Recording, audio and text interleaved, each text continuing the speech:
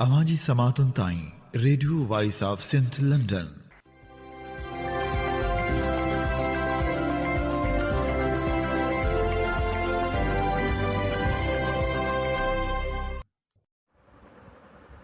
आम्ही ॿुधी रहिया आहियो radio voice of Sindh London. अवांजी ख़िदमत में प्रोग्राम पेश कजे थो ख़बरुनि जी दुनिया। 3 जून 2025 प्रोग्राम ख़बरुनि जी दुनिया साण करे आऊं अवांजी ख़िदमत में हाज़िर अवांजो पंहिंजो मेज़बान हबीब लगारी। सभ खां पहिरियां पेश करियूं था ख़ासि ख़बरूं। मोरो वाक़े बाद कार्रवायूं जारी। उस्ताद समेत वधीक 3 ॼणा खंभिजी विया। मोरो असाने ख़िलाफ़ एहतजाज करण बि जुर्म बणिजी वियो। SUP अॻवाननि ते केस दाख़िल। कंदकोट वासी अमन लाइ सरापा एहतजाज बणियल। अञा ताईं हुकूमत का बि कार्रवाई न कई। सिंध में अणएलानियल लोड शेडिंग रहवासियुनि जो जीअण जंजाल करे छॾियो। मुख़्तलिफ़ शहरनि में मुज़ाहिरा। हाणे पेश करियूं था तफ़सीली ख़बरूं। मोरो में पाणी जे लाइ एहतजाज दौरान 2 ॼणनि जी शहादत बाद पुलिस कार्रवायूं अञा ताईं जारी आहिनि। मोरो में सिंधू दरिया मां कैनाल कढण ऐं कारपोरेट फार्मिंग ख़िलाफ़ एहतजाजी मुज़ाहिरो कयो वियो हो, जंहिं दौरान पुलिस पारां कयल कार्रवाई में इरफान लगारी ऐं ज़ाहिद शहीद थी विया हुआ। 2 ॼणनि जी शहादत खां पोइ ॻोठ खे कड़वो चाढ़ियो वियो आहे। अञा ताईं इलाइक़े में मोबाइल नेटवर्क बि सही थी न सघिया आहिनि, जॾहिं त मोरो वाक़े बाद पुलिस जूं कार्रवायूं जारी आहिनि। गुज़िरियल 11 ॾींहंनि खां पुलिस मुसलसल कार्रवायूं करे रही आहे। मोरो ऐं ॻोठ लगारी बजराणी जे रहवासियुनि खे खंभण जो सिलसिलो रुकिजी नाहे सघियो। ॻोठ लगारी बजराणी जे रहवासी JST उस्ताद नौजवान शहज़ाद लगारी खे कराची जी अस्पताल मां खंभे गुम कयो वियो आहे, जॾहिं त उनखां सवाइ मुज़मिल लगारी ऐं गुड्डू लगारी पिणु खंभिजी विया आहिनि, जिन खे नामालूम हंधि मुंतक़िल कयो वियो आहे। घरनि ते चढ़ाइनि जो सिलसिलो जारी आहे, जंहिं करे ॻोठाणा घरनि ताईं महदूद थी विया आहिनि। ॻोठाणा घरनि ताईं महदूद हुजण जे करे इलाइक़े में खाद खुराक जे शयुनि जो पिणु बहिरान पैदा थी रहियो आहे। सिंध सरकार अञा ताईं ॻोठाणनि ख़िलाफ़ कार्रवाइनि लाइ बज़ीद आहे, जॾहिं त शफ़ाफ़ जांच लाइ बि के क़दम न पिया खंया वञनि। मोरो वासियुनि जी हक़ लाइ जेको बि एहतजाज करे थो, उन्हनि ख़िलाफ़ पिणु केस दाख़िल कया वञनि था। मोरो वासियुनि जी हिमायत में एहतजाज करण बि ॼण त जुर्म बणिजी वियो आहे। मोरे में गुज़िरियल ॾींहुं SUP एहतजाज कयो हो, जंहिं ते पुलिस पारां केस दाख़िल कयो वियो आहे। सिंध यूनाइटेड पार्टी पारां मोरे शहर में सिंधू दरिया मां 6 कैनाल कढण, ज़मीननि जी वालार ऐं कारकुननि जी शहादत ख़िलाफ़ मरकज़ी अॻवान सैयद मुनीर हैदर शाह ऐं रोशन अली बुरड़ो जी अॻवाणी में रैली कढी वई हुई। मोरो पुलिस रैली जी अॻवाणी कंदड़नि समेत 200 खां वधीक माण्हुनि ख़िलाफ़ केस दाख़िल कयो वियो आहे। कारपोरेट फार्मिंग ख़िलाफ़ एहतजाज जो सिलसिलो जारी आहे। सिंधी अदबी संगत शाख राणीपुर ऐं गॾेजी पारां सिंधू दरिया मां कैनाल कढण, कारपोरेट फार्मिंग जे नाले ते सिंध जे ज़मीननि जी वालार करण ऐं मोरो वाक़े ख़िलाफ़ कहाणीकार मुख़्तियार चन्ना, शाइर अदीब बशीर जामरी, मुज़फ़र सोलंगी ऐं ॿियनि जी अॻवाणी में एहतजाजी मुज़ाहिरो कयो वियो। उन मौक़े ते अॻवाननि चयो त कारपोरेट फार्मिंग मनसूबो सिंध दुश्मन मनसूबो आहे, जंहिंखे जल्द ख़तमु कयो वञे। सिंधू दरिया में असांजो साह ऐं जियापो आहे। उन मां कैनाल कढण सां सिंध जूं हज़ारें एकड़ ज़मीनूं बंजर बणिजी वेंदियूं। हुननि वधीक चयो त मोरे शहर में पेश आयल सान्हे जी सख़्त लफ़्ज़नि में मज़मत करियूं था।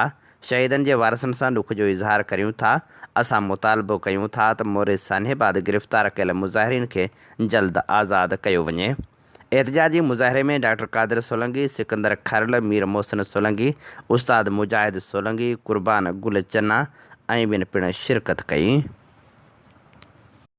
सिंधू दरिया मां नवां कैनाल कढण, कारपोरेट फार्मिंग ऐं सिंध दुश्मन साज़िशनि ख़िलाफ़ दादू में एहतजाजी मुज़ाहिरो कयो वियो। जसकम जे कारकुननि पारां 3 कलाक रोड ब्लॉक करे धरणो हंयो वियो। उन मौके ते डिवीज़नल ऑर्गेनाइज़र सफदर अली तुनियो, मंसूर जमाली, सदाकत शेख, आरिफ लगारी, सालार ख़ान सोलंगी, अयाज़ जमाली, निज़ामुन्नड़ ऐं ॿियनि चयो त हिकु मुनज़म साज़िश ऐं रिथाबंदी तहत पंजाब जी बंजर बणियल ज़मीननि खे आबाद करण लाइ सिंध जे सरसब्ज़ ज़मीननि खे बंजर बणाइण जी साज़िश कई पई वञे। हुननि मुतालबो कयो त सिंध दुश्मन मनसूबा फ़ौरी तौरु ख़तमु कया वञनि। अवामी तहरीक जे मरकज़ी सदर एडवोकेट वसंत थरी चयो आहे त वफ़ाक़ी सरकार ऐं इस्टेब्लिशमेंट सिंध खे फतह कयल इलाइक़ो सम्झी रहिया आहिनि। वफ़ाक़ सिंध जे वसीलनि ते हमले आवर थियो आहे। सिंध जे वसीलनि जी फुरलुट में पीपल्स पार्टी बि साथारी बणियल आहे। कारपोरेट फार्मिंग मनसूबनि ऐं कैनालनि ख़िलाफ़ अवामी तहरीक मुसलसिल पुरमन जदोजहद करे रही आहे। मलीर ज़िले जे हेडक्वार्टर रज़ाकाबाद में अवामी तहरीक जे मरकज़ी सीनियर नायब सदर नूर अहमद कातियार, ज़िले मलीर जे जनरल सेक्रेटरी एडवोकेट ख़ालिद तुनियो, अब्दुल्लाह बप्पड़ ऐं ॿिनि सां गॾु प्रेस कॉन्फ्रेंस कंदे वसंत थरी वधीक चयो त अवामी तहरीक जे बानी दुनिया जे ॾाहे रसूल बश पलीजीअ जी 7वीं वरसी 21 जून ते जुंगशाही में मल्हाई वेंदी। लखे माण्हू जुंगशाही में गॾु थी कारपोरेट फार्मिंग ऐं सिंधु दरिया ते नवनि केनालनि ऐं सिंध जे मैदनी वसीलनि खे 3 वाल करण जी साज़िश खे रद्द कंदा। पाकिस्तान ठाहिण शर्त सिंध ख़िलाफ़ साज़िशनि ऐं हमलनि जो सिलसिलो शुरू कयो वियो आहे। सिंध जे वसीलनि ते कब्ज़नि जो सिलसिलो अॼु बि जारी आहे। हिन वक़्तु सिंध जी लखे एकड़ ज़मीन फबाई पई वञे। चोलिस्तान जी 66 लख एकड़ रेगिस्तानी ज़मीन खे आबाद करण लाइ सिंधु दरिया मां केनाल कढिया पिया वञनि। किंझर खां कारूंझर ताईं जबल ते कब्ज़ो करे जबलनि खे विकिरो करण जूं साज़िशूं कयूं पियूं वञनि। असां 1991 वारे पाणी अकार्ड खे बहितर नथा सम्झूं, पर हुकुमरान उन मुआदे ते बि अमल नथा कनि। कोटड़ी बैराज खां हेठि पाणी न पहुचण करे समुंड अॻिते ईंदो पियो वञे। समुंड सिंध जी 40 लख एकड़ ज़मीन गड़काए चुको आहे। कैनालनि वारो मामिलो अञा ख़तमु न आहे थियो। सिंध जी ज़बरदस्त सियासी हलचल ॿ धरणे जी शिकल में साम्हूं आई, जंहिं हुकुमरान खे अवाम अॻियां गोॾा खोड़ाए छॾिया, पर खेनि जीअं ई मौक़ो मिलंदो त ॿीहर कम शुरू कंदा। हुन चयो त सिंध जी ज़मीननि पाणी वसीलनि जे तहफ़ुज़ लाइ पुरमन जदोजहद असांजो आज़मायल हथियार आहे। अवामी तहरीक बि टे निज़ाम अदलिया जदोजहद, वोटर लिस्टनि खे सिंधी में शाया कराइण ऐं ॿियनि मामलनि ते तहरीक कामयाबु करे साबित कयो आहे त पुरमन जदोजहद ई बहितर वाट आहे। हुकुमरान हमेशह पुरमन जदोजहद खे पुरतशदुद बणाइण लाइ कोशिशनि में रुधल हूंदा आहिनि।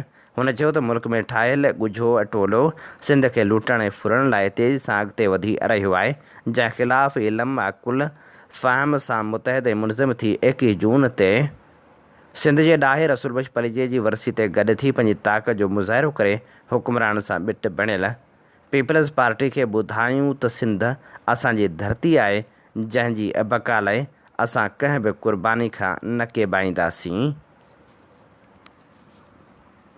जीएस सिंध मुहाज़ जे चेयरमैन रियाज़ अली चांडियो मोरो मां गिरफ़्तार थियल जीएस सिंध मुहाज़ जे कारकुननि ऐं ॿियनि क़ौमी कारकुननि ऐं बजराणी लगारी ॻोठ जे नौजवाननि मथां मनशात ऐं दहशतगर्दी जा कूड़ा केस दाख़िल करण जी मज़मत कई आहे।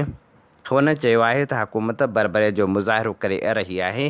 हुकूमत पुरमन सियासी कारकुननि ऐं ॻोठाणनि खे गिरफ़्तार करे उन्हनि जूं मनशात में गिरफ़्तारियूं ज़ाहिर करे रही आहे।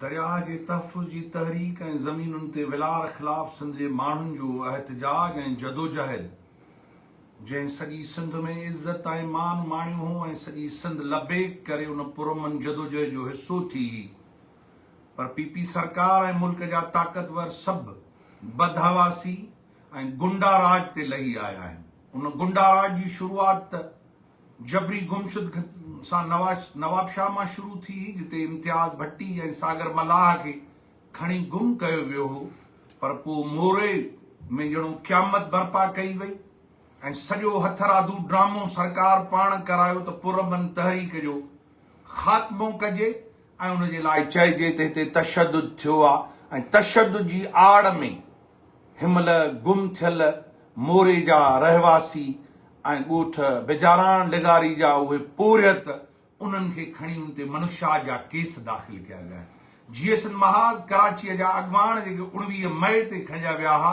उहे अञा ताईं गुम आहिनि। इम्तियाज़ भट्टी आज़ाद थियो, उन ते मनुष्यात ऐं एक्सप्लोज़िव जा ॿिया कूड़ा केस दाख़िल थिया आहिनि। यामशोरे जा GSN महाज जा वर्कर अयाज़ डहाणी ऐं इरफान उन्हनि ते कूड़ा केस दहशतगर्दी जा दाख़िल कया विया आहिनि। मनोज शाह जा केस इन करे हया था त ॿ सालनि ताईं ज़मानतूं न थियनि। क़ौमी कारकुन जेके सिंध जा मुतहरिक किरदार आहिनि, जेके सॼी सिंध खे मुतहरिक कंदा आहिनि, उहे एजिटेटर, सिंध जो आवाज़, ॻाढ़े झंडे खे चुमी खणंदड़ साईं GMC जे पैरोकारनि जे ख़िलाफ़ धरती तंग कई वई आहे। 2 किलो खां वधीक मनुष्यात शिकारपुर में मोरे वासिन ते लागू कई वई आहे। GSN महाज जे कारकुननि ऐं साथियुनि ते 2 किलो चर्स, आफ़ीम ऐं आइस हणी थी वञे। पुलिस, रेंजर्स मनुष्यात नथी रोके। मनुष्यात जो धंधो जाम आहे, करप्शन जो धंधो जाम आहे, धाड़ेल गर्दी जाम आहे। सॼो कंधकोट, शिकारपुर, घोटकी, सखर ऐं ख़ैरपुर धाड़ेल इंडस्ट्रीज़, बिरादरियुनि जा झेड़ा, हथियारनि जो विकिरो सरकार जे सरपरस्ती में थिए थो। पर जीअं त ॿेला खसणा आहिनि, जीअं त ज़मीन कारपोरेट फार्मिंग जे नाले ते खसणी आहे, दरियाउ खसणो आहे, तंहिंजे करे उन खां अॻु में सिंध जे अंदरि कहरी मार्शलाई सिस्टम तहत सॼी क़यादत ऐं कारकुननि ऐं उहे एहतजाज कंदड़ सिंध जे पुटनि न्याणियुनि खे ख़ौफ़ज़दा कयो थो वञे। मां इन सॼे सारे सरकारी अमल जी, रियासती दहशतगर्दी जी, पुलिस गर्दी जी, सरकार जी बदमाशियुनि जी मज़म्मत थो कयां।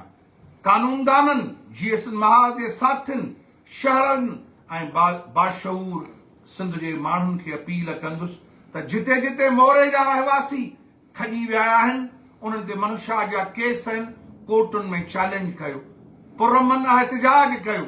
GSN रहबर कमेटी त आम हड़ताल करे चुकी आहे मोरे जे इन एॾे वॾे साने ते, पर असां गिरफ़्तारनि इन जबुर ऐं ॾाढ कारपोरेट फार्मिंग ऐं दरिया जे तहफ़ुज़ लाइ GSN रहबर कमेटी, दरिया बचाओ तहरीक, जेको असांजो मुश्तरका क़ौमी प्लेटफॉर्म आहे, उन तां जदोजहद जारी रखंदासीं। ख़ामोश सिंध न थींदी। ही ज़रदारी जो गुंडा राज जेको इस्लामाबाद डिज़ाइन करे मड़ियो आहे चोरनि खे, उहे चोर असांजे वतन विकिरो कनि, दरिया विकिरो कनि। सरकार दादागिरी करे त सिंधी कंध हेठि करे हलनि। चली है रस्म के सर उठा न कोई चले, त सिंध जी हज़ारनि सालनि जी तारीख़ में सिंधी कंध हेठि करे हलिया न आहिनि। असांजी कानूनी हक़, तारीख़ी तसलसल जी जदोजहद आहे। सरकार जो सिंध जा वसीला खसण, मादनियात खसण, असांजो वजूद खसण क्राइम आहे। इहो ह्यूमैनिटी, इंसानियत जे ख़िलाफ़ ॾोह आहे। इन जे ख़िलाफ़ पुरमन जदोजहद जारी रहंदी। मां सॼी सिंध जे कानूनदाननि, क़ौमी कारकुननि, बाशऊर माण्हुनि खे चवां थो, क़ौमी कारकुननि जे लाइ जिन ते कूड़ा केस आहिनि, मोरे वासिन ते जिन ते कूड़ा केस आहिनि, उनजी मदद लाइ अॻिते अचनि। ऐं अॼु बि इजलास आहिनि ऐं ईद खां पोइ हिन जदोजहद खे अञा वधीक सघाड़ो कंदासीं। गॾियल नमूने जदोजहद कबी, छो त गॾियल इत्तफ़ाक़, गॾियल इत्तिहाद आहे त दरिया जो तहफ़ुज़ थींदो, ज़मीनुनि जो तहफ़ुज़ थींदो, वसीलनि जो तहफ़ुज़ थींदो। GSN मुहाज़ रियाज़ चांडियो तरफ़ां कोरंगी में खंबे गुम कयल क़ौमी कारकुननि निज़ाम नुनारी, सदाम नुनारी जी बाज़ियाबी लाइ रज़ाकाबाद जे मुख्य चौक खां अवामी प्रेस क्लब ताईं रैली कढी धरणो हंयो वियो। मलिर प्रेस क्लब अॻियां हयल धरणे खे ख़िताब कंदे अॻवाननि चयो त लिंक रोड धरणे जी आड़ में जुड़तू केस में सदाम ऐं निज़ाम नुनारी खे गिरफ़्तार करे ज़ुल्म जी इंतिहा कई वई आहे। हुकुमरान इंसाफ़ जी तक़ाज़ा पूरी कनि।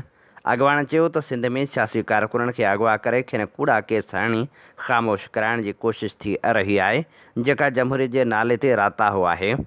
अॻवाननि हुकूमत खे ख़बरदार कयो त जेकॾहिं सियासी गिरफ़्तारियूं बंदि न कयूं वियूं त एहतजाज जो दाइरो वधायो वेंदो।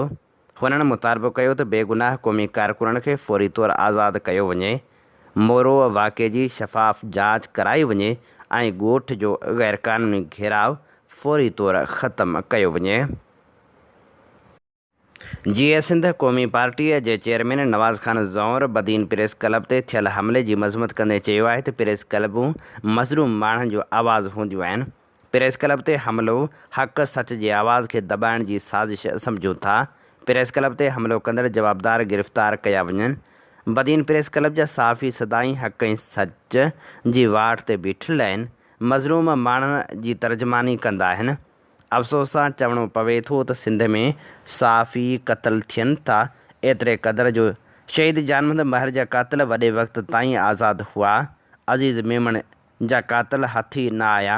अहिड़ी शर जे खून सां बि इंसाफ़ न पियो थिए। हुन चयो त साफ़ियुनि मथां हमला कंदड़नि ख़िलाफ़ कार्रवाई कई वञे। सिंध मां अञा ताईं अगवा जूं वारदातूं ख़तमु थी न आहिनि सघियूं। बदमनी जी बाहि हर पासे ॿरे पई ऐं अगवा जूं वारदातूं रोज़ जो मामूल बणियल आहिनि। ठुल मां पिणु सेप्को मुलाज़िम जो पुटु मुबैना तौरु अगवा थी वियो आहे।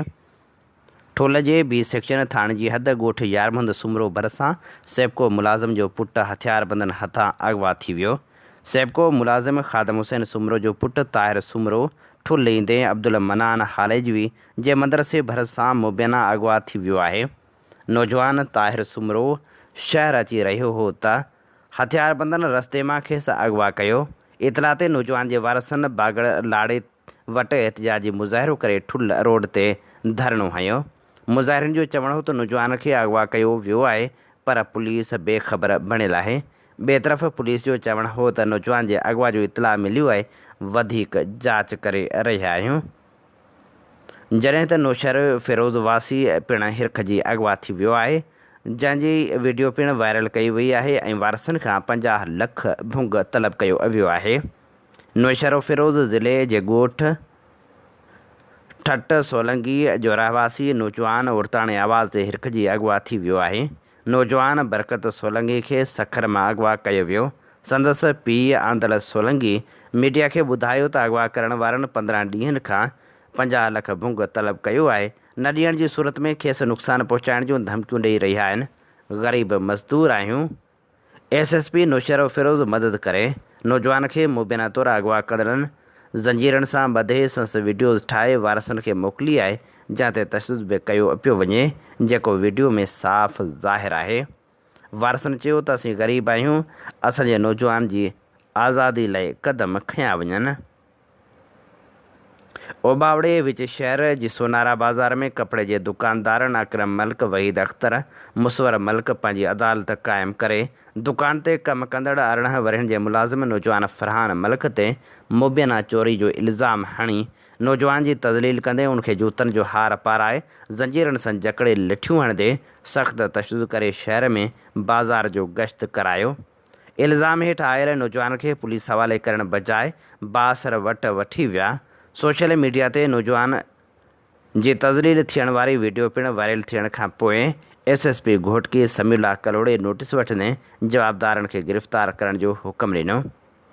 ओबावड़ो पुलिस कार्रवाई कंदे वाक़े वारे हंधि पहुची जवाबदार मुसवर मलिक ऐं अकरम मलिक खे गिरफ़्तार करे थाणे खणी आई, जिते 3 जवाबदारनि वहीद अख्तर मलिक, अकरम मलिक ऐं मुसवर मलिक ख़िलाफ़ नौजवान जे वालिद जी फ़रियाद ते केस दाख़िल कयो वियो। ॿिए पासे जवाबदार वहीद अख्तर सोशल मीडिया ते वीडियो बयानु ॾींदे चयो आहे त फरहान असांजो मुलाज़िम आहे। उनजे पीउ असांखे चयो हो त हीउ ग़लति सोहबत में आहे, उनखे सुधारियो।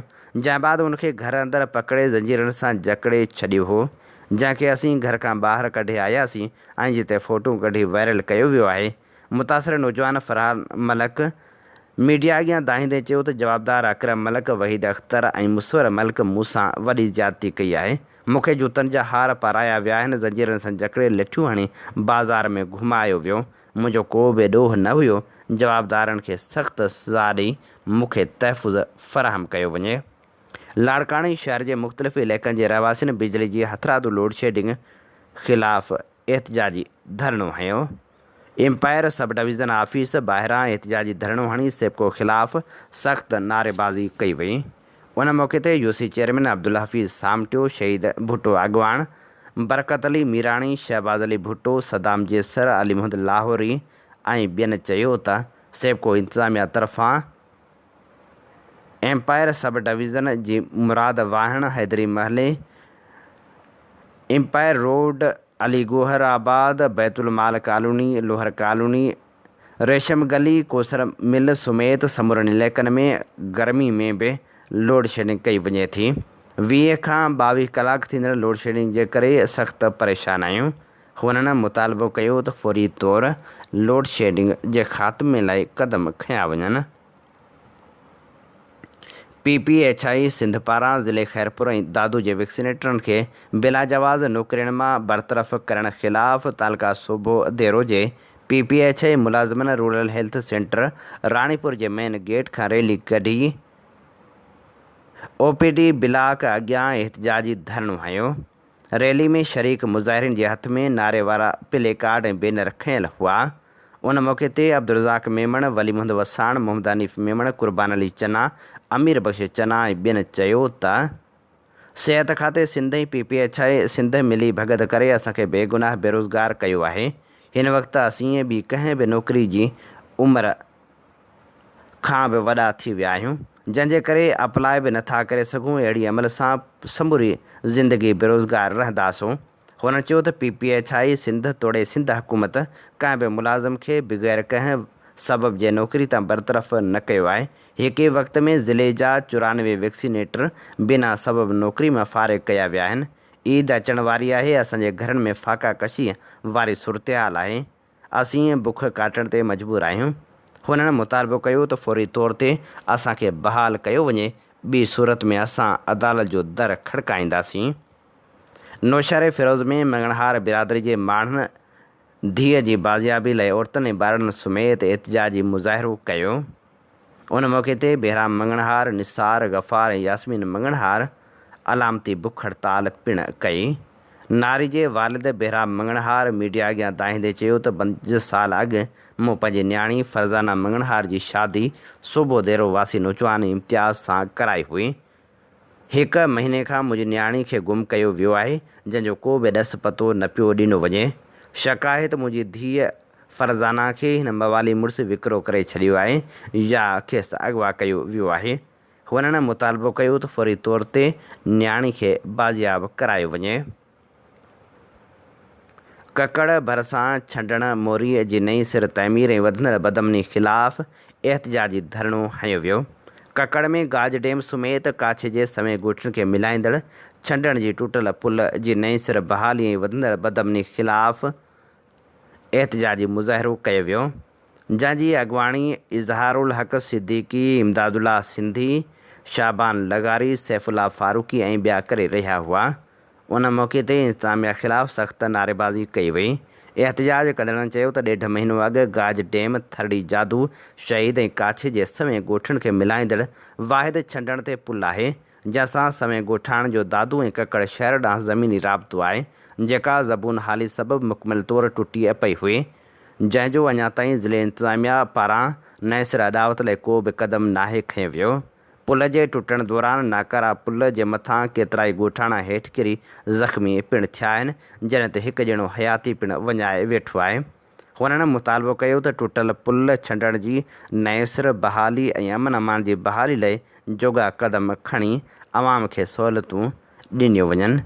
हुननि चयो त जेकॾहिं पुल तामीर न थी त ईद खां पोइ असां एहतिजाजी तहरीक हलाईंदासीं। कंदकोट वासियुनि जा हौसला बुलंद। अमन ख़ातिर 6 ॾींहं ते बि राति जे पहर शहर जी दिलि घंटाघर चौक खां प्रेस क्लब ताईं अमन जा परचम खणी, अमन तमना खणी, अमन जा गीत ॻाए रैली कढी वई। शाइरीन डॉक्टर मेहरचंद, गुलाम मुस्तफ़ा मीराणी, दिलमुराद ॾाहाणी, हाजी हुज़ूर बख़्श मुग़ल, ज़ुरेत सागर बजाराणी, अकरम बाजकाणी, इंजनेर मोटवाणी, वालिदिनो सिंधी, शाबान ऐं ॿियनि जी अॻवाणी में एहतिजाजी मुज़ाहिरो कयो ऐं रैली पिणु कढी। उन मौक़े ते अॻवान चयो त अमन जी धरती अमन थी चाहे। अमन न हुजण करे ॾोहारिन जेको भताखोरी वारो सिलसिलो शुरू कयो आहे, उन सबबि कारोबारी तबिको मुकमिल तौरु लॾपलाण करण ते मजबूर आहे।